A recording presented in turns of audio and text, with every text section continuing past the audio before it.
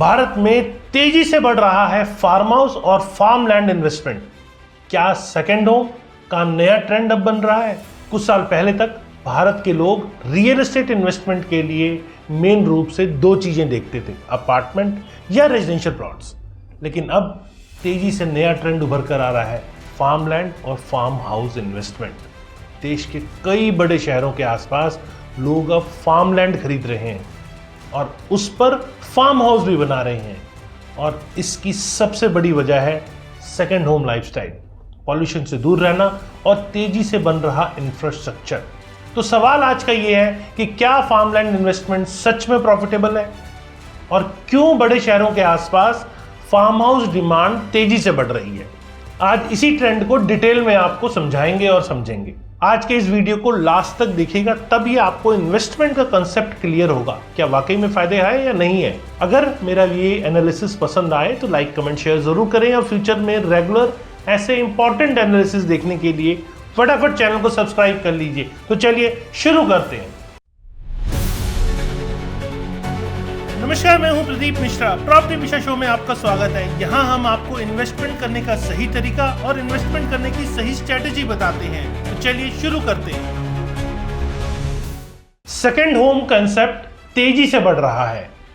भारत के पिछले कुछ सालों में सेकेंड होम कंसेप्ट तेजी से पॉपुलर हुआ है, यह आप सब जानते हैं।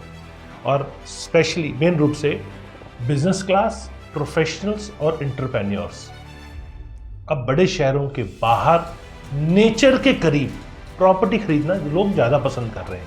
पैंडेमिक के बाद से ही लोगों की सोच में बहुत बड़ा बदलाव देखने को मिला है और अब लोग चाहते हैं कि ओपन स्पेस मिले, ग्रीनरी मिले, पॉल्यूशन फ्री एनवायरनमेंट मिले और वीकेंड लाइफस्टाइल मिले। इस वजह से फार्म हाउस प्रॉपर्टी की डिमांड बढ़ रही है। लोग फार्म हाउस क्यों खरीद रहे हैं, ये आपको समझाता हूँ। इसके पीछे कई प्रैक्टिकल रीजंस हैं।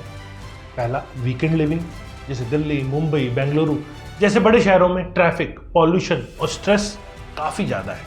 इसीलिए लोग शहर से 1-2 घंटे की दूरी पर वीकेंड फार्म हाउस बनाना पसंद कर रहे हैं।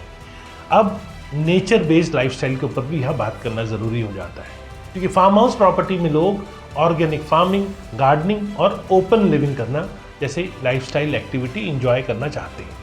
ये अर्बन लाइफस्टाइल से बिल्कुल अलग एक्सपीरियंस देता है। तीसरा, प्राइवेसी और स्पेस। अपार्टमेंट लिविंग में स्पेस लिमिटेड है और फार्म हाउस प्रॉपर्टी में अक्सर लोगों के पास लार्ज प्लॉट होता है, ओपन लैंडस्केप होता है और प्राइवेट स्पेस होता है जो ज़्यादा मिल पाता है। मतलब अपार्टमेंट की जो बंद कमरों की ज़िंदगी में जो जीना पड़ता है, उससे कहीं बाहर निकलकर खुली ताज़ी हवा में सांस लेने का मौका मिलता है। तीसरा इंपॉर्टेंट फैक्टर है इंफ्रास्ट्रक्चर डेवलपमेंट का बहुत बड़ा रोल है। जी हाँ, फार्म हाउस डिमांड बढ़ने का सबसे बड़ा कारण है तेजी से बढ़ता हुआ इंफ्रास्ट्रक्चर। भारत में कई बड़े प्रोजेक्ट्स बन रहे हैं, जैसे कि expressways, regional highways, industrial corridors, new airports.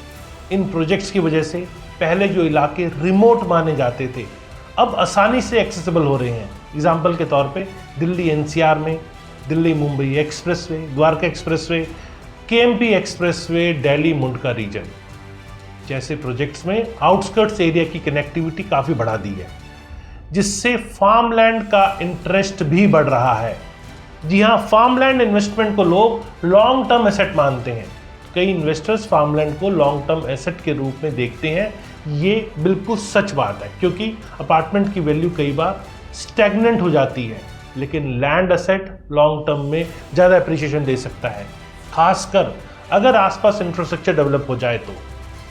अब किन शहरों के आसपास बढ़ रही है फार्म हाउस की डिमांड, ये भी आपके लिए जानना बहुत ज़रूरी है। भारत में फार्म हाउस की डिमांड स्पेशली मेट्रोपॉलिटन सिटीज़ के आसपास बढ़ रही है, जैसे कि Delhi NCR, Sohna, Alwar belt, Aravalli region, Mumbai region, Karjat, Lonavala, Alibag, Bengaluru, Nandi hills, outskirts area. इन लोकेशन में खासियत ये होती है कि सिटी से मैनेजेबल डिस्टेंस होता है, नेचर एनवायरनमेंट होता है और टूरिज्म पोटेंशियल होता है। जी हाँ, इन सब के साथ साथ फार्म हाउस इन्वेस्टमेंट में रिस्क भी होते हैं। फार्म हाउस इन्वेस्टमेंट करते समय कुछ रिस्क भी सामने आते हैं जिनको आपको समझना बहुत ज़रूरी है। पहला, लैंड टाइटल का वेरिफिकेशन। कई जगह एग्रीकल्चर लैंड में क्लियर टाइटल और ऑनरशिप वेरिफिकेशन बहुत ज़रूरी हो जाती है। जोनिंग रेगुलेशन भी आपको समझना है। जी हाँ, हर फार्मलैंड पर रेजिडेंशियल कंस्ट्रक्शन अलाउड नहीं होता, इसीलिए लोकल डेवलपमेंट रूल्स चेक करना बहुत ज़रूरी है। तीसरा, लिक्विडिटी। फार्मलैंड प्रॉपर्टी अपार्टमेंट की तुलना में जल्दी सेल नहीं हो पाते हैं, इसीलिए इन्वेस्टमेंट होराइजन लॉन्ग टर्म होना चाहिए आपका। और फ्यूचर ट्रेंड की बात करें तो मेरा मानना यह है कि आने वाले समय में फार्म हाउस और फार्मलैंड इन्वेस्टमेंट का ट्रेंड बढ़ सकता है। इसके 3 बड़े कारण हैं। Regional income level, rising income level. Bharat में एफ्लुएंट पॉपुलेशन तेजी से बढ़ रही है, इंफ्रास्ट्रक्चर एक्सपेंशन हो रहा है, नए एक्सप्रेसवेज और हाईवेज नई लोकेशन को डेवलप कर रहे हैं, और लाइफस्टाइल चेंज भी देखने को मिल रहा है।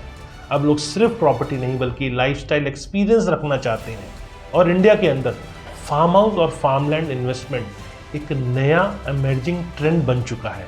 ये सिर्फ अब वीकेंड होम नहीं है, ये बन रहा है lifestyle investment, nature living concept और लॉन्ग टर्म लैंड एसेट। लेकिन फार्मलैंड खरीदते समय जो मैंने आपको बताया उसको हमेशा ध्यान रखिए। लीगल वेरिफिकेशन, लोकेशन एनालिसिस और इंफ्रास्ट्रक्चर डेवलपमेंट, प्रेजेंट और प्रपोज्ड, इन सभी फैक्टर को समझना बेहद ज़रूरी है।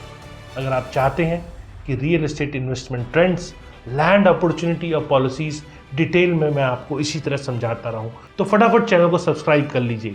और अगर मेरा वीडियो आपको पसंद आया तो लाइक करें, कमेंट करें और शेयर करें। नमस्कार, जय हिंद।